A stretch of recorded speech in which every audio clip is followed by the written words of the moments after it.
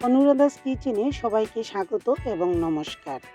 কাঁচকলা এমনিতেই খুব উপকারী একটি সবজি, যা সারা বছরই হাতের কাছে পাওয়া যায়। দামও খুব একটা বেশি নয়। প্রচুর আয়রন এবং ক্যালসিয়াম সহ অন্যান্য অনেক গুরুত্বপূর্ণ ভিটামিন সমৃদ্ধ এই কাঁচকলা খেতে যেমন খুবই উপকারী, তেমনি রোগ প্রতিরোধ ক্ষমতা বাড়াতেও সাহায্য করে। বেগুন দিয়ে তৈরি বেগুনি আমরা প্রায়ই খেয়ে থাকি, আর ইফতারে এই ধরনের কলার চপ বেগুনির মতো তৈরি করে নিলে খেতে কিন্তু অনেক বেশি টেস্টি হয়, আবার আয়রনের অভাবও পূরণ হয়ে যায়। এখানে আমি 3টি কাঁচকলা নিয়েছি।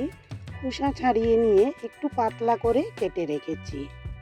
খোসা ছাড়িয়ে নেওয়া কলাগুলো লম্বালম্বি করে একটু পাতলা করে কেটে রাখছি। পাতলা করেও নেওয়া যায়, আবার একটু পুরো করলেও কোনো সমস্যা হয় না। কলার চপ বা বেগুনি তৈরির জন্য কলাগুলো একটু তাজা দেখে নিলে ভালো হয়। অন্য একটি বাটিতে অল্প জলে সামান্য লবণ হলুদ দিয়ে ভালো করে জলটা গুলিয়ে রেখেছি। এবার কেটে রাখা কাঁচকলার টুকরাগুলো দিয়ে আবারও নেড়েচেড়ে 5 মিনিটের জন্য ভিজিয়ে রাখলাম। এতে সবজিতে লবণের মিশ্রণটা ঢুকে যাবে আর চপটা খেতেও ভালো লাগবে। যে কোনো চপ বা বেগুনি তৈরির আগে সবজিতে আগেই অল্প পরিমাণে লবণ মিশিয়ে রাখলে লবণের ব্যালেন্সটা ঠিকমতো হয়, খেতে ভালো লাগে। অনেক সময় গুলাতে যে পরিমাণ লবণ দেওয়া হয় তাতে অনেকগুলো চপ ভাজতে গেলে লবণ একটু কমে আসে, তাই আগের থেকে অল্প পরিমাণ লবণ মিশিয়ে রাখলে ভালো হয়। এবার অন্য একটি বাটিতে ছোটো 1 বাটি বেসন, 4 চা চামচ সুজি, পরিমাণ মতো লবণ হলুদ এবং অল্প অল্প জল দিয়ে বারে বারে গুলাটা একটু পাতলা করে গুলে নিয়েছি। গুলা একটু পাতলা করে করেছি যাতে প্রত্যেকটা কলার টুকরা ভালো করে ডুবিয়ে নেওয়া যায়। এবার লবণ হলুদ মিশিয়ে রাখা জল থেকে কলার টুকরাগুলো ভালো করে জলটা ছেঁকে নিয়েছি।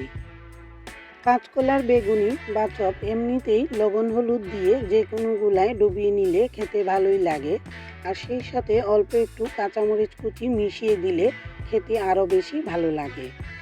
বাড়িতে ছোটো বাচ্চা থাকলে কয়েকটি চপ শুরুতেই এভাবে আলাদা করে ভেজে নিতে পারেন শুরুতে, তারপর গুলার সাথে অল্প একটু কাঁচামরিচ কুচি ভালো করে চপকে মিশিয়ে দিতে হবে।